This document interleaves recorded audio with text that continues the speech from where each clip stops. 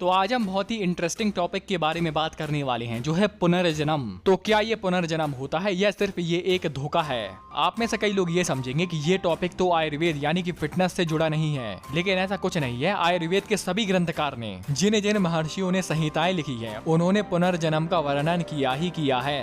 तो आज मैं आपको कुछ ऐसे पॉइंट बताने वाला हूँ जिससे आपको पुनर्जन्म की थोड़ी सी भनक लग जाएगी और इससे आप थोड़ा सा अनुमान लगा सकते हैं कि आप पुनर्जन्म में थे क्या। हालांकि सब कुछ पता लगाना तो असंभव है, लेकिन थोड़ा सा हिंट मिल जाए वही काफी है। तो आइए जानते हैं पुनर्जन्म के थोड़े से प्रमाण जो कि आयुर्वेद में लिखे गए हैं। और आगे बढ़ने से पहले मैं आपसे पहले ही कह दे रहा हूँ कि भाई साहब, मैं किसी की बॉडी शेमिंग नहीं करने वाला और ना ही मेरा बॉडी शेमिंग करने का कोई भी उद्देश्य है। सबसे पहला अनुमान है कि कोई व्यक्ति पैदा हुआ राजमहल में यानी कि अमीरों के परिवार में और कोई व्यक्ति पैदा हुआ गरीबों के परिवार में। तो ये ईश्वर ने हमें ऊंच नीच क्यों पैदा किया? यानी कि जन्म तो हमारा वो अमीरों के परिवार में भी करा सकते थे, लेकिन गरीबों के परिवार में ही क्यों? तो इसका सीधा अनुमान हम ये लगा सकते हैं कि हमने पिछले जन्म में कुछ गलत काम किए थे। कुछ ऐसा काम किया था जिससे हमें गरीब परिवार में जन्म मिला, या कुछ ऐसे अच्छे काम किए थे जिससे हमें अमीरों के परिवार में जन्म मिला। अब आप में से कई लोग बोलेंगे कि यार ये अमीर और गरीब ये सब तो माता पिता पर डिपेंड होता है, यानी कि माता पिता अमीर तो बच्चा भी अमीर, माता पिता गरीब तो बच्चा भी गरीब। चलो अगर मान लो यही एग्जाम्पल ले लिया तो कई माता पिता के ऐसी दो संतानें होती हैं। एक तो बहुत गरीब हो जाती है जिसको बहुत कष्ट झेलने पड़ते हैं, और एक बहुत अमीर हो जाती है जो कि एक आनंदमय जीवन जीता है। चलो इसका भी एक उदाहरण ले लो,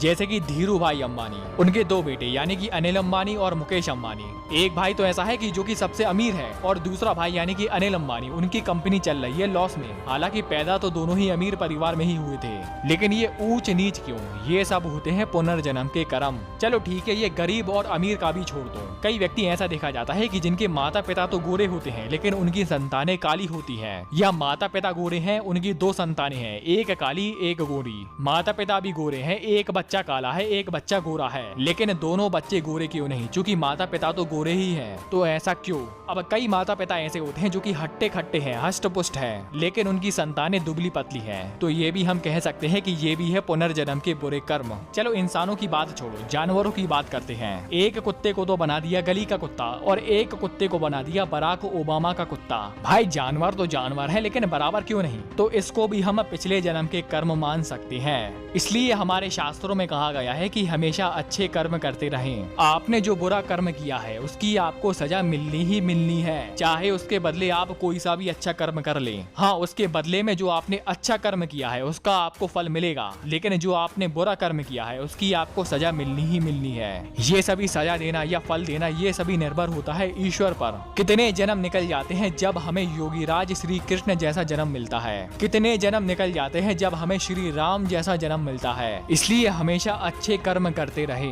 अब अंत में जान लेते हैं कि हम कैसे पता लगाएं कि हम पुनर्जन्म में क्या थे। तो इसका सीधा अनुमान हम ये लगा सकते हैं कि जो हम आज हैं उसके द्वारा हम थोड़ा सा हिंट पा सकते हैं कि हम पुनर्जन्म में क्या थे।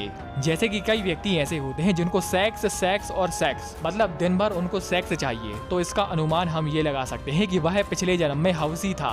कोई व्यक्ति इस जन्म में बहुत दानवीर है, अच्छे कर्म करने वाला है, समाज सेवा करने वाला है। और हाँ, वो समाज सेवा नहीं जो कि दिखाने के लिए करते हैं। मैं बात कर रहा हूँ उस समाज सेवा की जो कि व्यक्ति अपने मन से करता है। तो इससे भी हम अनुमान लगा सकते हैं कि हम पिछले जन्म में बहुत दानवीर थे, ऐसे व्यक्ति थे जो कि समाज सेवा करते हैं। आगे जाने तो ऐसे व्यक्ति जिनका मन आध्यात्म की ओर होता है। तो इससे भी हम अंदाजा लगा सकते हैं कि हम पिछले जन्म में ब्रह्मचर्य पालन करने वाले साधु संत थे। हमारा मन ईश्वर भक्ति की ओर था। लेकिन वही दूसरी तरफ जो व्यक्ति सेक्स सेक्स और सेक्स, तो इससे भी हम अनुमान लगा सकते हैं कि वह व्यक्ति भोग विलास, इंद्रियों की तृप्ति वाला व्यक्ति था।